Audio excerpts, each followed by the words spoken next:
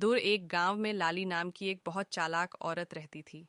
उसकी चालाकियों से पूरे गांव के लोग परेशान थे। एक दिन सभी गांव वाले अपनी अपनी शिकायतें लेकर गांव के सरपंच जी के पास पहुंचे। सरपंच जी भी लाली की चालाकी के किस्से सुन सुनकर उत्सुक हो उठे। उन्होंने चौकीदार हरि को आदेश दिया। हरि, तुम लाली को तुरंत पंचायत में बुलाओ।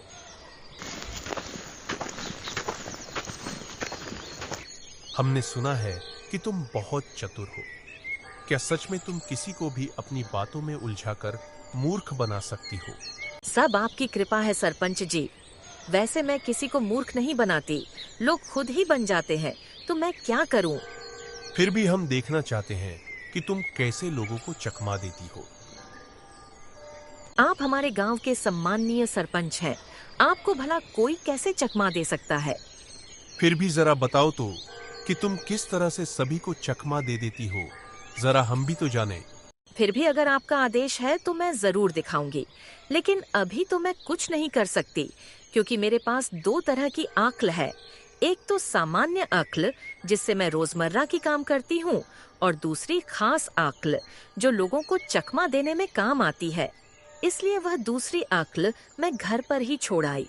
अगर आप कहें तो मैं घर से लेकर आऊं। लाली की इस बात पर पंचायत में मौजूद लोग हैरान रह गए। सरपंच जी को भी उत्सुकता हुई और उन्होंने तुरंत लाली को घर जाकर वह दूसरी अक्ल लाने का आदेश दिया। तो ठीक है, जाओ तुम अपने घर से वह दूसरी अक्ल लेकर आओ। तब तक हम तुम्हारा इंतजार करेंगे। लाली फुर्ती से वहां से निकल गई। काफी देर इंतजार करने के बाद भी जब वह वापस नहीं आई तो सरपंच जी ने चौकीदार को उसके घर भेजा। हरि, जाओ। इतनी देर हो गई अभी तक लाली का कुछ पता नहीं है। जाओ तुम उसके घर से देखकर आओ कि वह कहाँ है। हरि सरपंच की बात सुनकर तुरंत लाली के घर की ओर गया। कुछ देर के बाद आने के बाद हरि ने सरपंच को बताया। सरपंच जी, वह घर पर भी नहीं है। सरपंच जी गुस्से से लाल हो गए और आदेश दिया कि अगली सुबह किसी भी तरह उसे पंचायत में पेश किया जाए।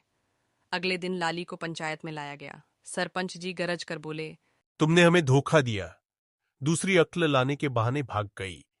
इसके लिए तुम्हें सख्त से सख्त सजा मिलेगी।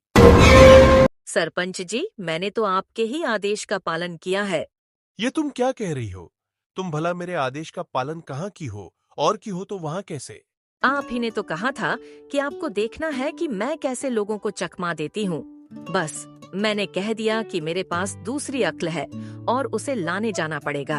असल में किसी के पास भी दो अक्लें नहीं होती, लेकिन आपने बिना सोचे समझे मेरी बात मान ली। यही तो मेरी चालाकी थी सरपंच जी। ये सुनकर पूरी पंचायत ठहाकों से गूंज उठी। सब कहने लगे, दिमागी पेच, दिमागी पेच। जिसे बल से नहीं जीता जा सकता, उसे बुद्धि से अवश्य जीता जा सकता है।